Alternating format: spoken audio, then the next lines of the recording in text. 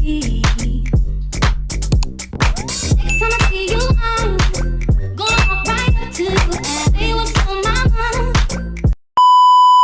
guys, welcome back to my channel. Now I'm going to play a clip that Brianna has from her therapist with her and Amora, and I'll be back with more commentary. It does impinge on therapy. So I think I remember you telling me that you were going to have a court date toward the end of October. Mm-hmm. And that, did you all, because you said just now that you don't have... Right. It was supposed to be October 30th, but it was they yes. just put us on the trial calendar. So we're number 44. So I don't know when we may have a court date. Oh, okay. So that's, because in my mind, I was thinking that something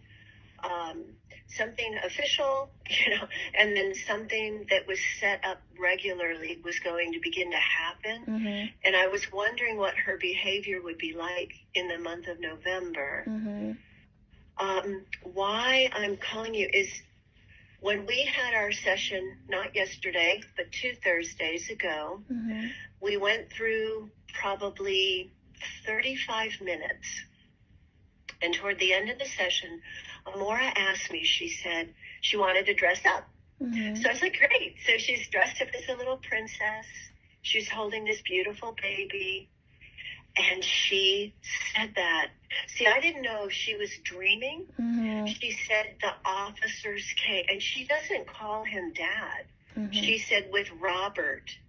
She said the officers came with Robert, and they were banging on the door.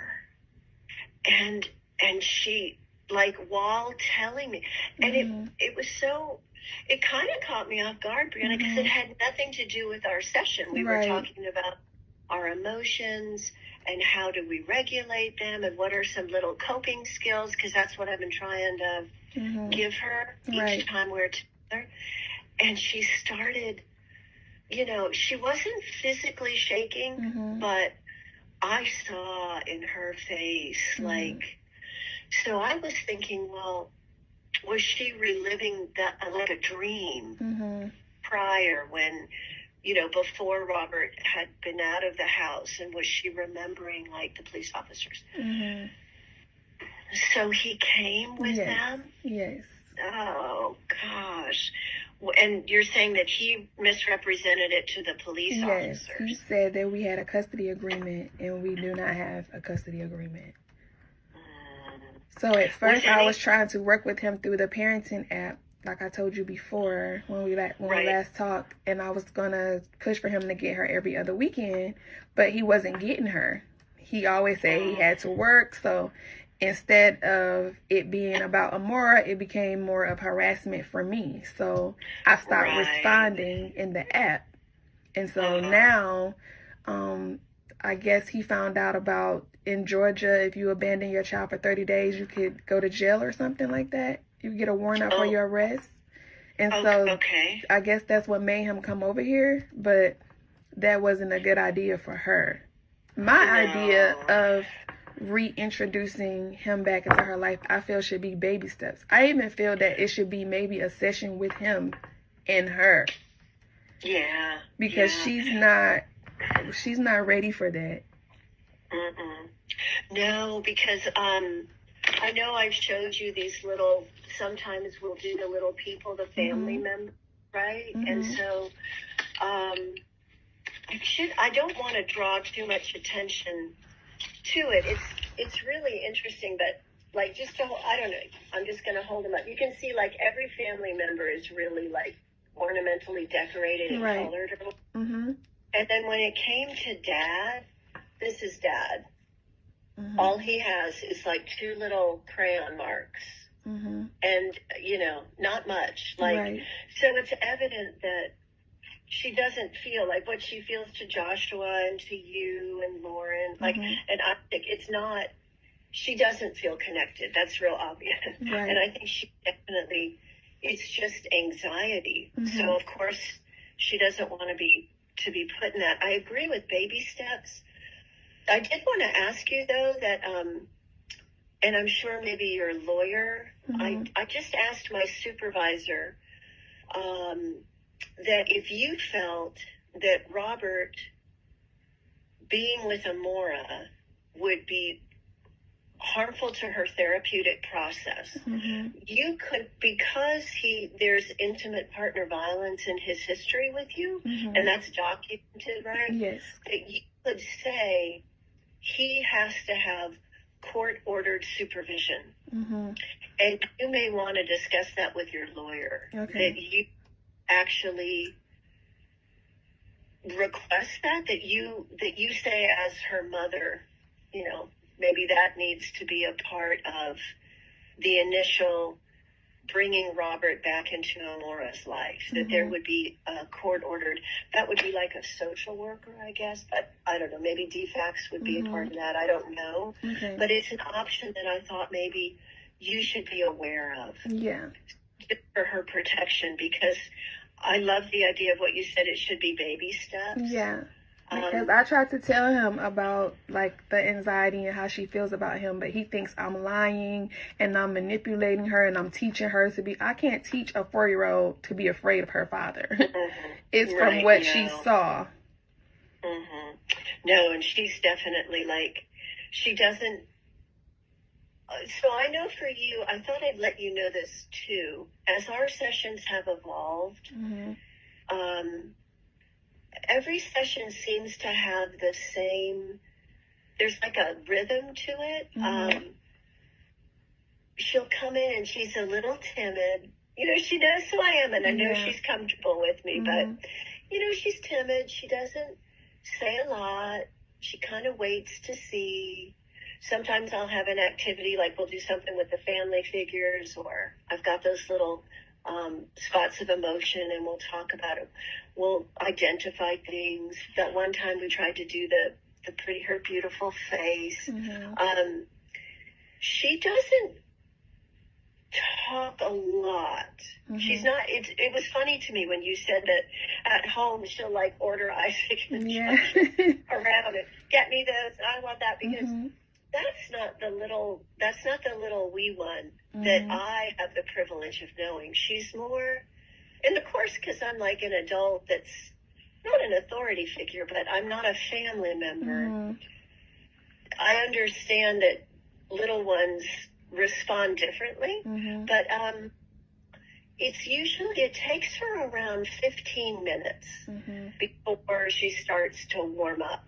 And then she'll start, her little imagination and her creativity comes out. And, sometimes she might be hosting, like, she'll pick out these different objects and they represent family members or friends, and she wants to host a party.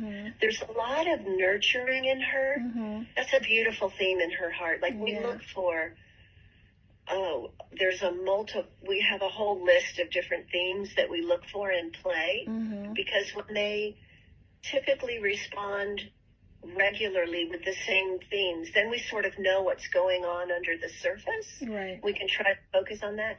For Amora, it's a lot of nurturing. There's always food involved. She's always going to feed someone. Even if it's like her baby, it's like, there's always that sense that she is trying to express care, which is that's a very positive theme to see in a child's play. It's evidence of how you care for her and her siblings, how much they love her.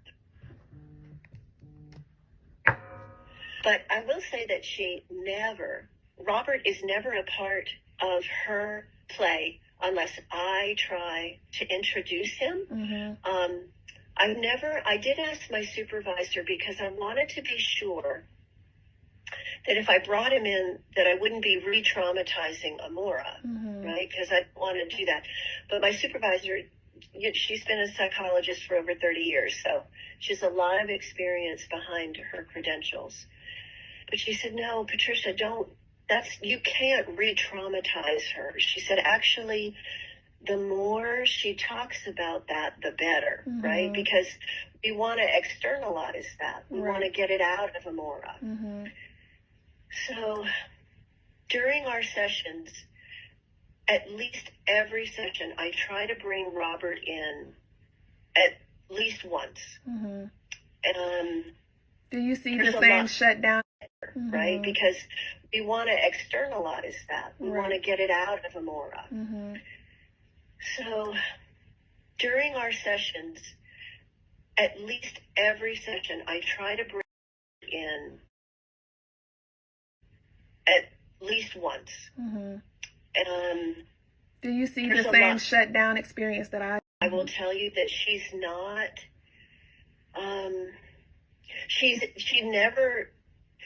that's what I guess I wanted to mention to you. She never voluntarily brings him up. If I bring him up, sometimes I can get a little comment about him, but it's usually just a shutdown. Like, she has a figure. I'll say, oh, is that Robert? And usually she'll say no, and she'll put it aside. Or if it's yes, she might have him, but he's separate from the group. Because I know that's how Amora, well, I can't say that I know it, but as her therapist, working with her for over 6 months, Amora's worldview just includes you and her siblings. And he is not a part of her worldview. He represents a name, right? Like a function, like dad. But I think the other reason why it might not be even as clear, I know you mentioned that her half-siblings, their father lives in North Carolina. So they don't see him regularly either. So I think for Amora, in her stage of like mental development, there's not a dad on a daily basis. So I think it's easier for her to separate that concept anyway. You see what I mean? And so I think she's very comfortable with the way it is. And I know that, like, the purpose of therapy, you brought her to me. Like, I know I have the notes. I read them over and over. She's here to try to learn how to relate to Robert. So the more I try in our sessions to get her to open up, but I will say it's just hard. It's hard to get Amora to want to talk about it. So I do puppets with her. Sometimes we have different puppets. They're different characters. They have different looks. I'll pretend to be Robert, and then I'll have Amora, or I'll ask Amora to just be herself with a puppet, and I'll be Robert, and see if I can get her to interact. And she tries. I know because she, not that she wants to please me, but she wants to participate. Like, she enjoyed the session, and so she's putting the effort in, but it's not something that she likes to do. So I will say I've tried to do a lot, or try to use the puppets. We've used the doll figures. I've used these, the ones that we made ourselves.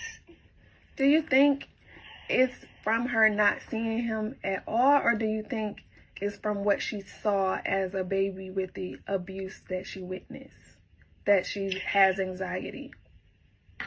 Right. Because I tried the way you told me, like being excited about it. Oh, let's go. Let's call Daddy. Let's go to the trampoline park. He's gonna go buy you a toy, and it's always a shutdown. It's never. And she loves to go trampoline park. She loves to get toys. She wants a pony. So I'm like, well, let Daddy get it. And it's a shutdown. She does not. That her whole energy goes from being happy to down whenever his name is mentioned. And then the kids are going with their dad for Christmas. So I even brought that up to her and said, Amora, they're going with their daddy. How about you go to your dad's house? And it was still, no, I want to be with Mommy. I don't want to go with him. So just looking back at stuff, because I have videos from my divorce, but just looking back and seeing her in my arms and he's busting through the door screaming and yelling, or she may have seen him drag me across the floor, I feel like that plays a part. It's not just my dad is gone, because my kids, when they were growing up and they didn't see their dad, whenever they saw them, they would be happy. whenever Amora his name is mentioned, she's shaking and she's crying and she's no. She's been traumatized. Yeah. Like, that was traumatic. Like, that's definitely a fair, like, Amora, IPV, for a child to witness IPV while their emotions and their mental, they're developing, like, that was a trauma. She's traumatized. Like, that's why I try to, but I mean, that's the whole point of therapy. Like, I admire you so much as her mother, that you love her enough to recognize that she needs, this doesn't come up in school. Right. Like, it won't happen, like, in church Sunday, like, I don't know, whatever, I don't know if you go, but like in a Sunday CCD or school or Girl Scouts or whatever, like this, there's no place for this to come out. Like, it's got to come out, like, in therapy, or I don't know where else you would do it, but we've got to get it out of her. And that's the whole point. Like, when you work with a child who's been traumatized, and that's how I look at Amora, that she was diagnosed with adjustment disorder conduct, but she has an adjustment disorder because she has been traumatized. She has intense anxiety associated with her father because of what she saw. Right. And remember, you're so right. It's that Brianna, like, she was actually learning something pre-verbal, right? That was pre-verbal learning. That's just learning from observation, and that is so real for a baby, because babies don't learn by speaking. Right. Babies learn by seeing and feeling and hearing. And so her senses that were so alive to that horrible experience for you, like, she took it all in. And so that's why I keep trying to, I want to get it out, right? But she resists. And that's natural because it's scary. You don't want to take it back out. So when she told me voluntarily last week, like, I cried and I called my supervisor. And I just said, Dr. Amanda, I can't believe it. It's been 6 months. And Amora just told me. I said, out of the blue, it wasn't even part of what we were doing in session. I was, oh my God, Trish, it's that breakthrough you've been waiting for. But yes, the breakthrough that she trusted me enough to tell me, and I love that she did. But then again, this week, when I tried to touch on it again, I got the same resistance. I got that desire shut down. So I guess I want you to know, I know that you might think, well, why do I keep bringing her? Which, that's okay to say that. No, she's excited because every day she asks when I pick her up, are we going to therapy today? Are we going to therapy? So she loves coming. So whatever it takes for her, I don't care if it takes 2-3 years. I just want my baby to be healthy and have an environment that she can get to a place, because that is scary for me whenever court does come. And I have to hand my screaming baby over to someone she's afraid of. Right. I know. And I mean, I hear it in your voice. I do want you to know that I've gone into my staff room crying, thinking about that. And so that's the advice I got from my supervisor about talking about court-ordered supervision. You have the right to request that, because, you know, you're going to introduce the fact that your daughter's been in therapy, that she is in therapy. See, we don't go to court. I can't appear for her, but you can certainly, you know, we have release of information. Maybe we could get documents. I'm not sure if you need it, but you have the right to say, my daughter's been in therapy for 6 months now because of the anxiety that she has experienced, because of what she's seen. And I don't want to, that would be such an intense setback. She would not, you are absolutely right. As her mother, you love her more than anyone else. You know her better than anyone else. But just the 6 months that I've known and come to love, and I can honestly say I loved your daughter. She's so, but I agree with you that would be extremely harmful to her, to just have to go back with him. with no support, comfort. I see it. Like, that's why I wanted to build up Lauren 2 weeks ago when we were there, is that we've got to get, number one, the trauma out of her. We've got to externalize it because it's been internalized since she was an infant. So we got to draw it out so that she can see it and then start to feel like it's hard for a 4-year-old to feel like they have control over something, right? Especially that. And that would be, as I'm working with her, that's like a further step down the road. Like, how do we feel I have some control over this relationship with this person who has frightened me so much? And there's ways we do that, coping skills, therapeutic things, so we can do that too. So that when she's like 6 or 7, we don't ever want, like I said, like an anxiety to feel like it's generalized into everything. So that that's going to be how I respond to, testing in school or a struggle with my peer group. Like, we don't want that, but I don't think it would, because it's not in her nature. Like, I don't know, sometimes if you can hear her when she starts to giggle, Brianna, it's the most beautiful. She doesn't do it until around 25 minutes into the session, but then she's and she's such a widow skinny, and her whole body kind of goes, and she'll just, it's those moments, like, that's why I'm a counselor. Like, I do it for moments like that, because it's such a privilege to be a part of that, like helping a little person just experience that freedom and that joy. I guess so, yes, I agree. And I would say to you, maybe not try to do any more exposure for a while, since it's probably having more harmful effects on her for now. Maybe let's not do that. And if you would do me a favor and just tuck into your mind, I've circled here, number 44. So on, let's say, like 11/1 of 23, you guys are number 44 in the docket. So it could be months, is what you're saying to me before, right? But just make sure, I'm sure, like, legal fees, it's all a lot. But if you could pursue that idea with your lawyer and just say, what about, like, court-ordered supervision in the beginning, and see, I think that would help Amora, because I do believe that she will not, Robert would be a fool. I mean, he would be a fool to think that he can just show up one day and buy a happy child. It doesn't work like that. And I know he's got his own stuff and he's working through his own stuff, so I'm not trying to look like I'm not judging him as a person, but we do need to call it out. Like, it's what you said. I used to do the parenting app. I'm going to summarize, but you said I used to use the parenting app because I was really trying to get him back together with Amora. But then it became all about him and his schedule, and he was just trying to harass me.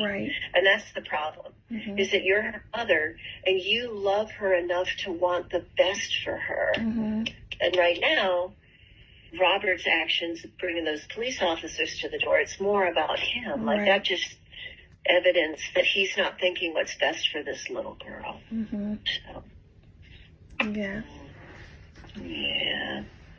well, do you have, I don't know, thank God that we had this opportunity to talk. I'm really grateful. Do you have any other, as we're speaking, any other thoughts or suggestions for me? No, I just think that I've just been trying everything that I could possibly try, especially things that I know she loved, and it's just been a whole rejection. And getting into Lauren's bed or anything. It's either Lauren's bed or my bed. Okay. Yeah. All right. So maybe that just is. I want to make this very, very clear for the people who say I talked about her child. First of all, as a mother, I'm not discussing her child. We're discussing how she handling her child to be manipulated. I've heard this recording. I had to record it. Probably late. Y'all know I update y'all which way. But second, it's sad to hear. Okay, I'm going to tell you what I heard. This little girl is 4. There is no way a baby can remember her mother being abused. Let's just be clear. Your memory kicks in at a child between the ages of 3 and 5. Okay, 3 and up. It could be between 3 and 5, to be honest and up. Brianna, if y'all listen to the clip, she did say that she showed her child the video. For what, I don't know.